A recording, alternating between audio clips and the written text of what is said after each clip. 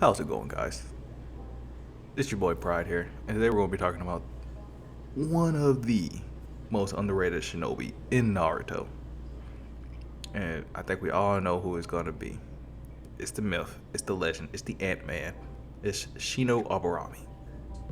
Now we're going to get into a little bit of, his based abilities. I'm not going to really go into his backstory too much, if at all, but we're just going to talk about how, like, this dude was underrated. He should have been in more. We should have seen a lot more of him. And low-key, there is a lot of people, especially in early Naruto, that he would have just outright destroyed. 100%. Like, there's very few people besides, like, the main cast that were busted as crap. This dude was, like, silently busted. That's the thing about him. He was busted in a way that was kind of discreet. Like, when you really think about it, you're just like, damn, he can do that. And that's wild. So we're just going to talk about a couple of those things that he could do. So let's get his base abilities out of the way real quick. First off, he's part of the Aburami clan, which is from birth. They pretty much do some type of ant ritual, bug ritual, whatever you want to call it, where the kid, after being born, immediately becomes kind of like a host for a colony of insects that, live within him. At all times. He got that going for him. He has bugs since birth. And, his bugs based ability is to, consume chakra, including his chakra. They have this whole ritual, they have like a pact agreement. He got that going for him. He has insects that eat off his chakra and fight for him, but they can also eat other people's chakra, which is like the base thing that they can do. One of his abilities, he can make a wall of insects to block, like, in front of him, like a whole bunch of jutsus, and like he can pour it out. You see it happen. He blocks a whole bunch of poison insects that would have 100% killed him, well, killed other people if he wasn't there to block it. Then he can also change it into a dome where it can block him and his friends, kind of like the 8 trigram palm heavily rotation thing that Neji got going on for himself. So except he can except Shino can expand his a little bit further, though it could probably take less damage because it's just insects. Also, these insects kind of just follow his will, because he can do all this without using his hands at all, which is pretty amazing.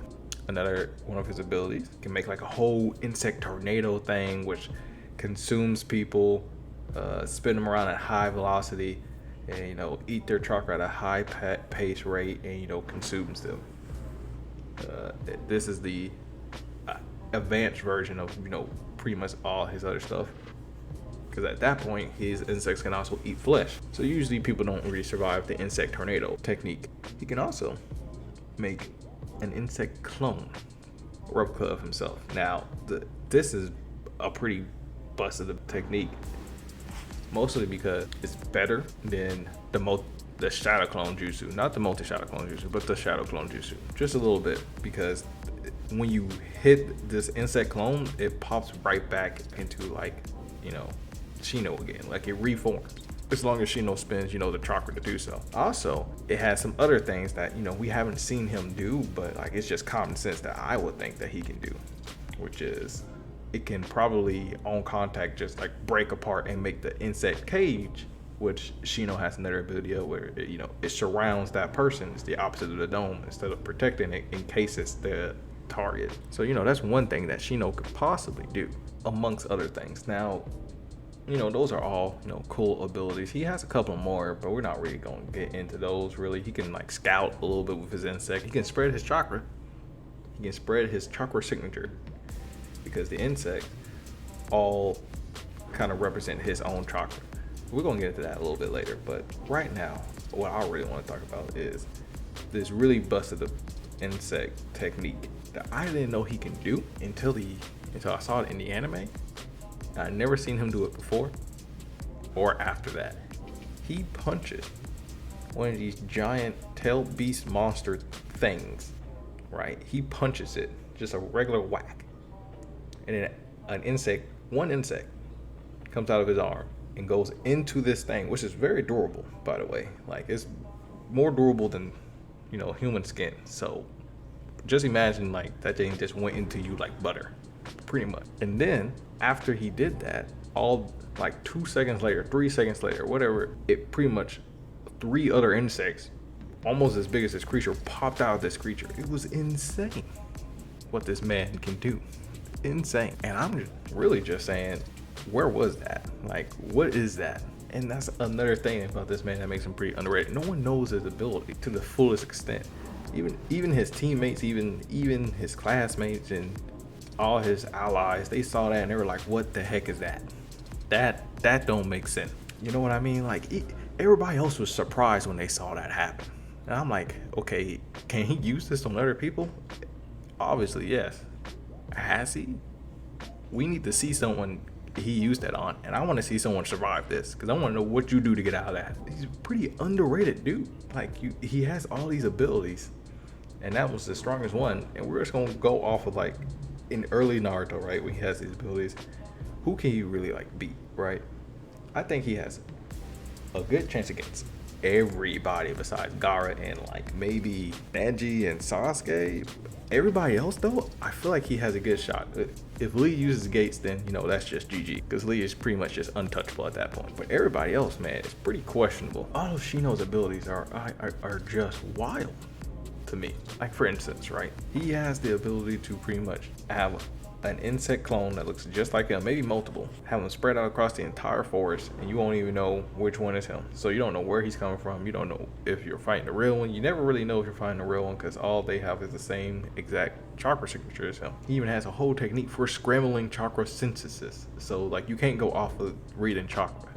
You have to go off of, like, I guess just fighting him and beating him. He's pretty good at taijutsu, so it's not going to be easy per se to do it. But if you're unlucky, right, all I'm saying, what is stopping this man from, like, you punching through his insect clone and the clones just wrap around that dude's arm and just go all the way up it? What do you do? How do you fix that? How do you beat that? You know, that's all I'm saying. Is this dude is pretty scary to fight with. Like, he can make these insects swarm you from all angles, encase you, and there's multiple ways he can do it. He's a smart man. He can definitely figure it out. Also, at the end of Naruto, essentially, he's immune to poison. Like, after he fought his cousin, poison don't work on him no more, because he has insects literally bred for poison of the highest caliber possible. Like, one touch, you're dead. So he's immune to poison. Poison won't work. The only reason he lost against the puppet master is because the dude sprayed poison on him and he inhaled a little bit of it and he just passed out. He kind of had that fight in the bag. Like, every way he had it in the bag.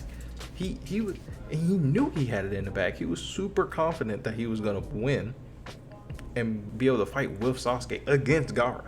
Like, he saw what Gaara can do, and he was still like, yeah, I'll help Sasuke out.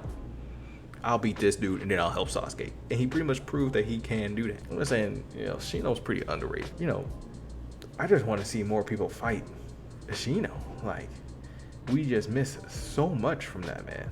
How, like, this dude can literally make a tornado and, like, put it on you and just, like, eat all your flesh and chakra and, like, almost a cyclone type of deal.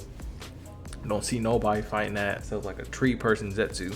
We don't see nobody really go up against his cage all that much without, you know, we don't see that much of that. We don't see, and we really don't see people going up against that last technique that he did in the anime, where he made a monster implode. Like, who's beating that? Like, who's beating that? Sure, don't get punched by Shino. That's a death trap all by itself. But, like, if you did get punched, right? What do you do? He puts that inside you. That's it.